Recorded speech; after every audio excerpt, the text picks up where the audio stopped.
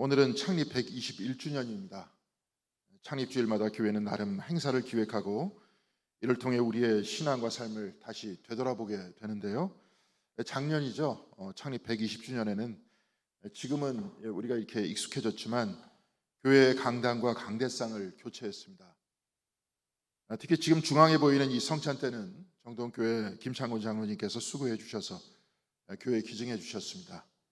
세계적인 거석 예술가가 심혈을 기울여 만든 아름다운 작품입니다.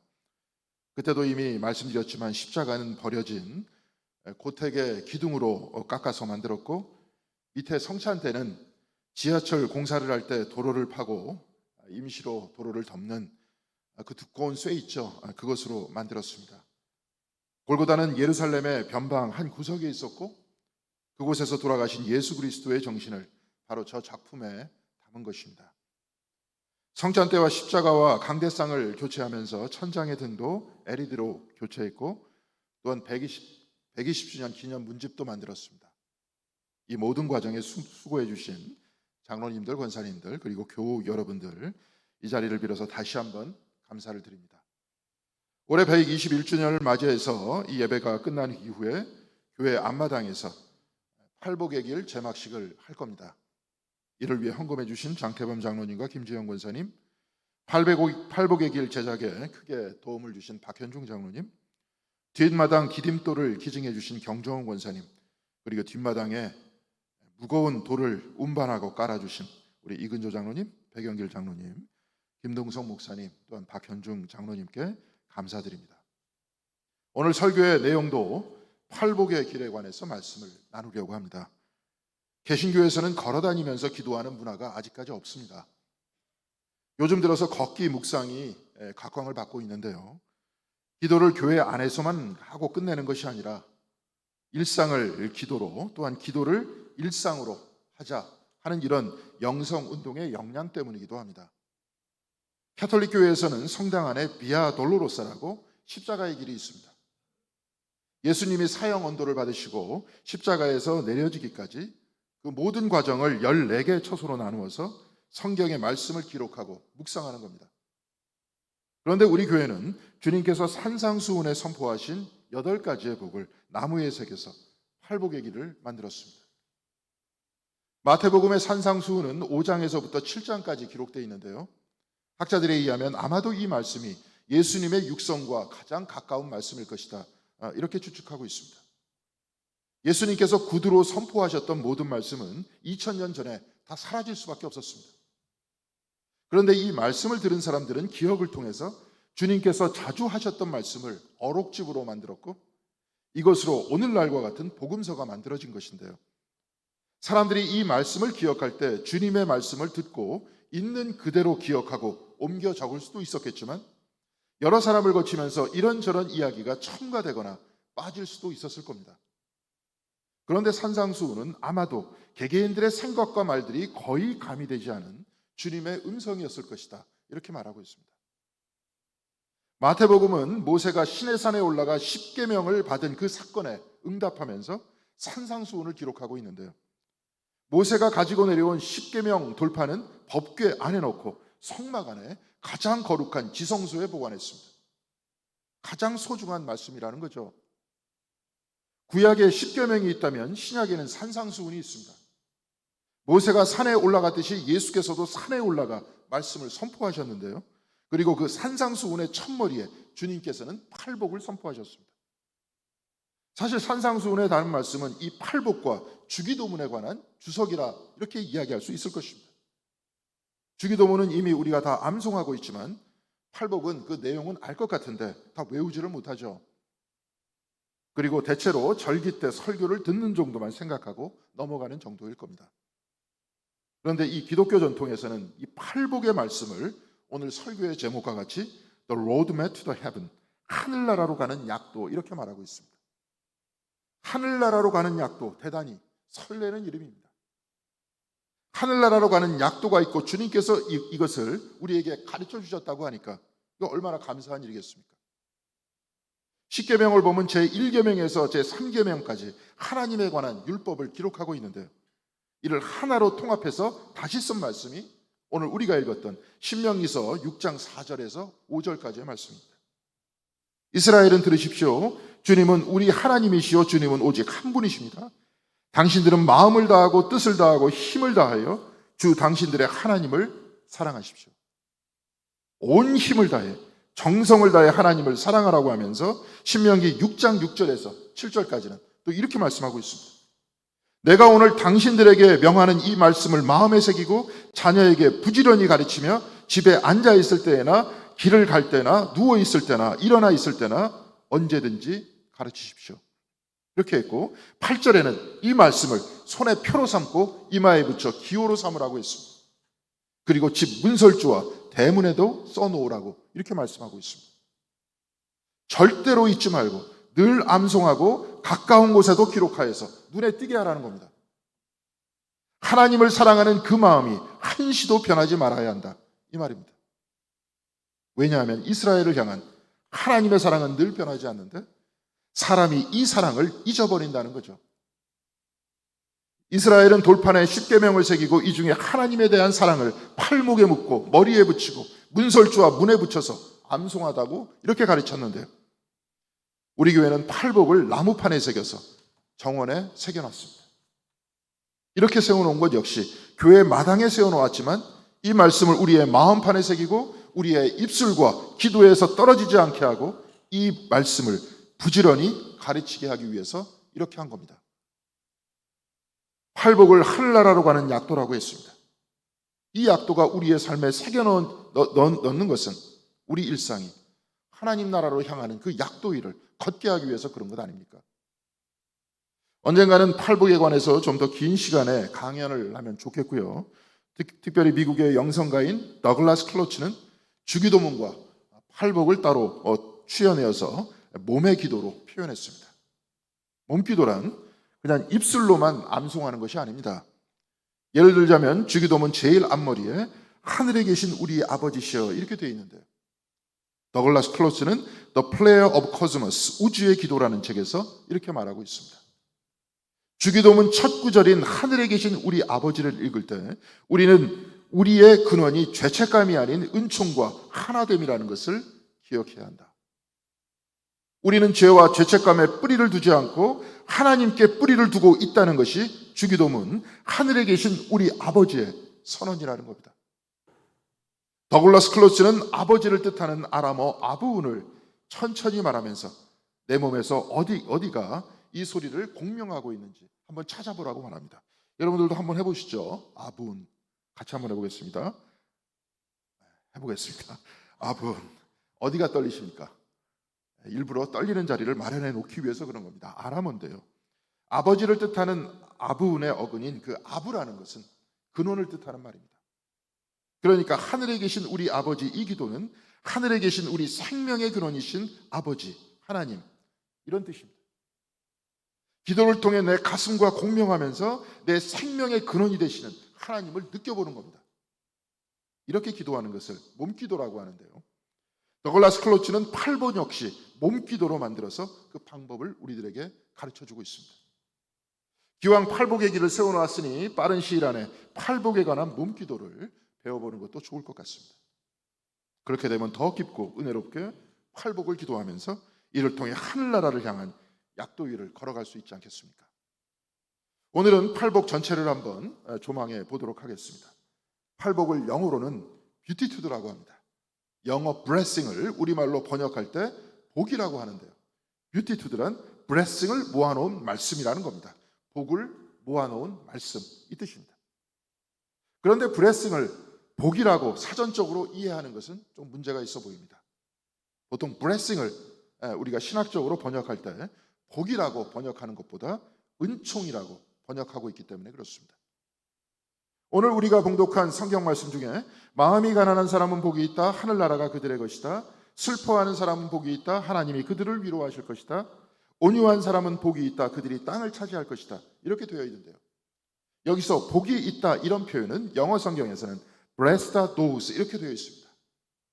직역하자면 이들이 은총을 받는다 이 뜻입니다. 특별히 받는다 이 표현은 주는 사람이 있어야 받는 거죠. 이런 문법을 수동태라고 하는데, 은총을 받는다 이 표현은 곧 하나님께서 은총을 주신다 이 뜻입니다. 그래서 마음이 가난한 사람은 하늘나라의 은총을 받는다, 슬퍼하는 사람은 하나님의 위로의 은총을 받는다, 온유한 사람은 땅을 주시는 은총을 받는다 이 뜻입니다. 그러니까 팔복이라고 표현하지만 사실은 8개의 은총이다, 이렇게 하는 말씀이고요. 이 8개의 은총이 하나님 나라로 가는 약도다, 이렇게 말할 수 있을 것입니다. 루터가 종교개혁을 하면서 들고 나왔던 슬로건 중에 하나가 오직 은총으로, 이것이었습니다. 그런데 이 은총과 항상 같이 따라다니는 것이 믿음이죠. 은총은 하나님께서 주시는 것이고 하나님이 주시는 은총을 받는 도구는 믿음입니다. 그래서 루터는 오직 은총으로, 오직 믿음으로 이렇게 말했던 겁니다. 특별히 오늘 본문 제3절에서 마음이 가난한 사람은 복이 있다, 하늘나라가 그들의 것이다 이렇게 되어 있는데요, 마음이 가난한 사람은 하늘나라를 얻는 하나님의 은총을 받는다 이 뜻입니다. 십계명도 제1계명이 가장 중요하듯이 팔복도 첫 번째 말씀이 가장 중심이 되는 말씀인데요, 그렇다면 이 마음의 가난이란 무엇을 뜻하는 말씀이겠습니까? 우리가 과거에 봤던 개역과 개역개정 성경에서는 심령이 가난한 자는 이렇게 되어 있는데요, 이것이 무슨 뜻이겠습니까? 중세 독일의 신학자 마이스터 에카르트는 가난한 마음이란 더 이상 바라지 않는 마음이라고 했습니다. 그렇다면 더 이상 바라지 않는 마음이 무엇이겠습니까? 작년에 설교 때 한번 제가 소개시켜드린 그 그림이 있었는데요, 아마 기억하실 겁니다. 이태리의 화가 지오바니의 성 토마스 아퀴나스의 환상이라는 그림입니다. 중세 신학을 집대성한 대저가 15권짜리 토마스 아퀴나스의 신학 대전인데요, 이것을 쓴 토마스 아퀴나스는 성인이 됩니다. 캐톨릭에서 성인으로 추대받는 것을 시성이라고 하는데요, 시성을 받기 위해서는 필수적으로 기적을 일으켜야 하는데 토마스 아퀴나스는 어떤 기적도 일으키지 않았습니다. 그런데도 그는 교황 레오 8세에 의해서 시성으로 추대받았습니다. 그 이유는 15권으로 된 신학대전, 성서와 철학을 집대성한 바로 이 신학대전이야말로 기적이다 이렇게 말했기 때문에 그렇습니다. 그런데 이런 대저, 신학대전은 완성된 책이 아닙니다. 그 거대한 대저가 미완성의 책으로 끝났습니다. 왜냐하면 신학대전을 완성할 즈음에 토마스 아퀴나스는 신비체험을 하는데요, 그것이 무엇인지에 대해서 우리에게 그 사람은 정확하게 알려주고 있지 않습니다. 그런데 그는 이 체험에 관해서 이렇게 고백했습니다. 내가 경험한 것에 비해서 신학대전은 그저 지푸라기에 불과하다. 아마도 그는 하나님과 뜨거운 만남을 가졌을 겁니다. 이 체험이 하도 강력하고 뚜렷했기 때문에 사람이 쓴 글로 하나님과 하나님을 만난 경험을 추상적으로 기록하는 것은 그저 지푸라기 수준에 불과하다 이렇게 말했던 거죠. 지금 저 그림은 신학대전을 절필하고 기도 생활을 할 때 주님의 십자가 앞에서 환상을 보는 토마스 아퀴나스를 그린 겁니다. 저 그림에서 십자가에 달리신 주님께서는 토마스 아퀴나스가 너무나도 사랑스러워서 이렇게 말씀하십니다. 너에게 무엇을 줄까? 이때 토마스 아퀴나스는 대답합니다. 주님, 당신으로 족합니다. 하나님 한 분으로 족합니다. 오늘 주님께서는 마음이 가난한 사람은 복이 있다고 하셨습니다. 하나님 한 분만으로 족한 그 사람은 복이 있다라는 말입니다. 하나님 한 분만으로 족하다. 이게 무슨 뜻이겠습니까? 이게 바로 믿음이라는 뜻 아니겠습니까? 하나님을 절대 신뢰하면서 기쁘나 슬프나 괴로우나 다 품어안고 이겨내겠다고 하는 바로 그것이 믿음이 아니겠습니까? 히브리서 11장 1절에 믿음은 바라는 것들의 확신이요 보이지 않는 것들의 증거입니다. 이렇게 말했습니다. 하나님이 우리의 확신이고 하나님이 우리의 증거라는 겁니다. 그래서 세상의 모든 것을 다 이겨내는 것, 바로 이것을 믿음이라는 겁니다. 오늘 우리가 읽은 구약 성경의 본문 신명기 6장 4절과 5절에 이렇게 기록되어 있습니다. 다시 읽어드리겠습니다. 이스라엘은 들으십시오. 주님은 우리의 하나님이시오. 주님은 오직 한 분이십니다. 당신들은 마음을 다하고 뜻을 다하고 힘을 다하여 주 당신들의 하나님을 사랑하십시오. 하나님을 사랑하라 하는 이 말씀은 어떤 말씀이겠습니까? 하나님과 사랑에 빠지라는 것 아닙니까? 하나님이 나를 사랑하시고 나도 또한 하나님을 사랑하니 내가 이 사랑에 빠져버렸다는 겁니다. 마음을 다하고 뜻을 다하고 힘을 다하여 하나님을 사랑하는 것은 그 사랑 변하지 말고 영원토록 이 사랑 안에 있으라는 말입니다. 사랑이 계속되기 위해서는 무엇이 필요합니까? 부부간에 사랑한다고 하다가 서로 갈라지고 이혼하는 것은 서로에 대한 믿음이 깨졌기 때문에 그런 것 아닙니까? 신뢰와 믿음이 깨지면 사랑도 흔들립니다. 그러니까 사랑이 계속되기 위해서는 믿음이 필요한 겁니다. 마음이 가난한 것이 하나님 외에는 아무것도 바라지 않는 믿음의 마음이라고 했습니다. 정리해보면 마음이 가난한 사람은 복이 있다. 하늘나라가 그의 것이다. 이 말씀은 마음이 가난하여 하나님만으로 족한 그 믿음의 사람은 하늘나라의 중심인 하나님의 사랑 안에 살아간다. 이 말씀입니다. 하나님의 사랑 안에 내가 있다는 것을 충만하게 느끼고 있다면 바로 그 체험이 하늘나라의 체험이 아니겠습니까? 그렇다면 마음이 가난한 사람은 복이 있다. 이 말씀은 믿음의 사람이 복이 있다는 겁니다. 그리고 이 믿음의 사람이 하늘나라의 약도 위로 첫 발걸음을 내디는 바로 그 사람이고 그 사람이 하나님의 사랑 안에 곧 천국 안에 살아가는 사람이라는 뜻입니다. 시작이 절반입니다. 이 믿음의 사람이 하늘나라로 향하는 약도를 걷는 여정인 바로 그 여정을 시작하는 사람입니다. 그렇다면 이 복에서 8복까지 제가 읽어드리도록 하겠습니다. 슬퍼하는 사람은 복이 있다. 하나님이 그들을 위로하실 것이다. 온유한 사람은 복이 있다. 그들이 땅을 차지할 것이다. 의에 줄이고 목마른 사람은 복이 있다. 그들이 배부를 것이다. 자비한 사람은 복이 있다. 하나님이 그들을 자비롭게 대하실 것이다. 마음이 깨끗한 사람은 복이 있다. 그들이 하나님을 볼 것이다. 평화를 이루는 사람은 복이 있다. 하나님이 그들을 자기의 자녀라고 부르실 것이다. 의를 위하여 박해를 받는 사람은 하늘나라가 그들의 것이다. 이 말씀을 읽으시면서 어떤 생각이 드십니까? 이 말씀이 과연 현실성이 있는 말씀인가? 이런 생각이 들지 않습니까? 오늘 우리가 사는 이 세상에서 슬퍼하는 사람이 위로를 받고 있습니까? 우리나라는 피로 물든 현대사를 보냈습니다. 이 가운데 얼마나 많은 사람들이 위로를 받고 있습니까? 또한 주님께서는 온유한 자는 복이 있다. 그들이 땅을 차지할 것이다. 이렇게 말씀하셨습니다. 그런데 진정 온유한 사람들이 땅을 차지하고 있습니까? 아니면 탐욕에 물든 사람들이 땅을 차지하고 부동산을 차지하고 권력을 차지하고 있습니다. 의에 줄이고 목마른 사람들, 하나님이 가르치신 정의를 위해 살아간 그 사람들이 배불렀습니까? 일제시대 독립운동을 하면 3대가 망한다 이렇게 말하고 있지 않습니까? 친일을 하고 정의 대신 권력을 택한 사람들이 지금 이 땅에서 가장 큰 힘을 가지고 있지 않습니까?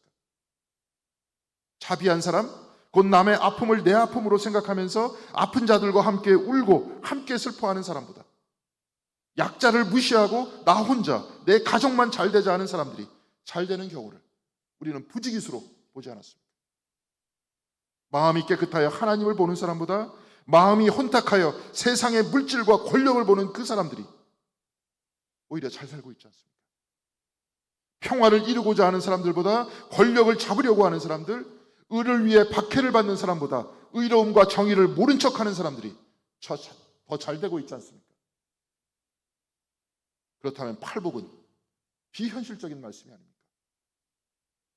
그런데 사랑하는 성도 여러분, 현실은 그렇다 해도 우리의 속마음은, 우리의 진정한 마음은 이 팔복의 말씀이 실현되기를 원하고 있지 않습니까? 이것은 우리뿐만이 아닙니다. 세상의 많은 사람들도 그렇습니다. 많은 사람들이 온유한 사람이 땅을 차지하는 것과 같이 착한 사람이 잘 되기를 바랍니다. 슬퍼하는 사람이 위로를 받는 장면을 영화에서 볼 때 우리뿐만이 아니라 많은 사람들이 같이 눈물을 흘립니다. 마음이 깨끗하여 하나님을 보는 사람, 늘 정의와 사랑 안에 있는 사람들을 우리는 더 신뢰하지 않습니까? 자비하여 긍휼한 마음을 가지고 있어서 가난한 사람들을 돕는 단체, 수십 년간 이름도 밝히지 않고 쌀과 물질을 제공해 주는 그 사람들에게 우리는 감동하지 않습니까? 팔복은 비현실적인 말씀이 아닙니다. 오히려 우리가 살고 있는 이 현실이 악한 것입니다. 그리고 우리는 이 악한 현실 앞에서 안타까워하고 있을 뿐입니다. 단지 무기력할 뿐인 것입니다. 이 현실이라는 것은 지금도 2000년 전 예수께서 계실 때도 똑같이 그렇게 악했습니다. 아니, 그때가 지금보다 오히려 더 심했습니다. 예수를 잡아 죽이려고 했던 바리새인과 사두개인이 종교 지도자였고, 여호와 같은 헤롯이 이스라엘의 왕이었고, 폭력적인 빌라도가 총독이었습니다. 또한 로마 황제는 엄청난 세금으로 호의호식을 누리고 있었습니다. 백성들은 일에서 번 돈의 70%를 헤롯과 로마와 성전에 세금으로 빼앗기고 하루하루 희망 없는 삶을 살아가야 했습니다. 그런데 주님께서는 그때도 지금도 이렇게 말씀하십니다. 마음이 가난한 사람은 복이 있다. 하늘나라가 그들의 것이다. 마음이 가난하여 하나님만으로 족한 그 믿음의 사람은 하늘나라 안에서 하나님의 사랑 안에 살아간다. 이렇게 말씀하셨습니다. 주님께서는 이 믿음을 가지고 하늘나라로 향해 가는 그 약도위를 걸어가라. 이렇게 말씀하십니다. 주님께서도 이 길을 걸으셨고 우리에게 자기 십자가를 지고 나를 따르라. 이렇게 말씀하셨습니다. 이 세상이 이득과 권력을 향해 걸어가지 말고 하늘나라를 향한 그 길을 믿음을 가지고 걸어가라고 말씀하신 겁니다. 어제 웨슬리 토파보기 강의를 하면서 웨슬리가 하는 말을 한번 인용했는데요. 잠깐 보도록 하겠습니다. 이렇게 써 있습니다. The church changes the world not by making convert, but by making disciples.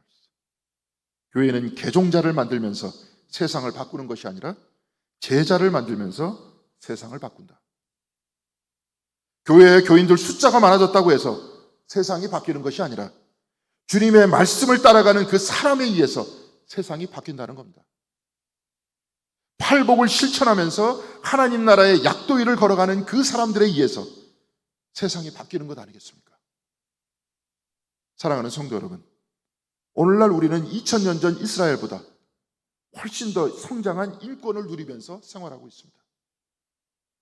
우리도 과거 군사정부 시절보다 훨씬 더 인권이 성장했습니다. 이런 변화는 어떻게 만들어졌습니까?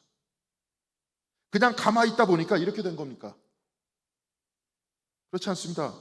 비통한 세상을 보면서 애통하는 사람들 때문에 이렇게 바뀐 것 아닙니까? 의에 줄이고 굶주린 사람들이 있어서 그런 것 아닙니까? 그런데도 온유한 사람들, 악하려 하지 않고 착하게 살려는 사람들, 다툼과 분쟁이 있는 곳에서 평화를 만드는 사람들, 바로 이들에 의해서 세상은 변해왔고 또한 앞으로도 변할 것입니다.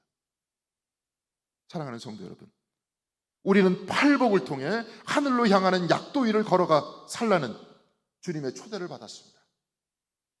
수년, 수십 년 교회에 다니면서 우리는 주님의 제자가 되라는 설교를 듣고 또 그렇게 결단하기도 했습니다. 그러면서 봉사했고 그러면서도 많은 분들이 교회의 일들을 묵묵히 해나갔습니다.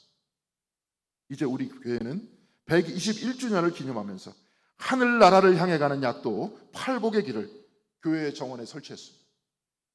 이제 이 길을 걸으면서 기도하는 우리 모두가 되시길 바라겠습니다. 걸어가는 그 발걸음이 예수의 제자가 되는 발걸음, 천국을 향해 걷는 그 발걸음이 되기를 바랍니다. 그래서 교회 안에서 서로가 서로를 위로하고 격려하면서 또한 그 발걸음을 격려하고 위로하면서 우리 모두가 하늘나라를 향해 가는 약도 팔복의 길을 힘차게 걸어가면서 앞으로 121년 진정 주님의 제자들이 모여있는 살아있는 교회, 아름다운 공동교회, 살아 움직이면서 팔복의 길을 실천하는 아름다운 성도님들로 가득 찬 아름다운 교회가 되기를 주님의 이름으로 간절히 기원드리겠습니다. 기도하시겠습니다. 사랑하는 주님, 감사드립니다. 우리들에게 생명으로 향하는 그 길을 가르쳐 주심을 감사드리고 그 생명으로 향하는 그 길을 걸어가시면서 그 길을 보여주시는 애 감사드립니다. 주님께서 앞서가셨고 우리들 모두에게 십자가를 지고 나를 따르라고 말씀하셨듯이 팔복의 길을 통해서 우리가 믿음을 가지고 하나님의 사랑 안에 거하고 천국 안에 거하면서 그 믿음을 가지고 주님께서 가르쳐 주신 바로 그 길을 따라갈 수 있도록 인도하여 주시옵시고 그 길이 힘들고 지쳐서 쓰러질 때 서로를 위해서 기도하고 격려하고 위로할 수 있도록 도와주시옵시며, 우리 모두가 하나 되어서 주님께서 앞서 나가신 그 하늘나라를 향하는 길을 따라갈 수 있는 성도님들로 가득 찬 아름다운 공동교회가 될 수 있도록 인도하여 주시옵시고, 바로 이 신앙의 길이 우리들한테 희망이 될 수 있도록 도와주시옵시고, 바로 이 길이 많은 사람에게 희망이 될 수 있는 바로 그 길이 될 수 있도록 도와주시옵시고, 이것을 실천하고 살아가는 아름다운 공동교회 성도님들이 다 될 수 있도록 주님께서 위로하시고 안수하여 주시옵시며 사랑하여 주시옵소서. 이 모든 말씀 우리 주 예수 그리스도의 이름으로 기도드렸습니다. 아멘.